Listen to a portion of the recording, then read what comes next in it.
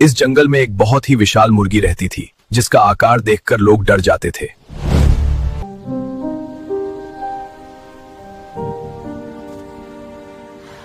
इस जंगल में एक बहुत ही विशाल मुर्गी रहती थी, जिसका आकार देखकर लोग डर जाते थे।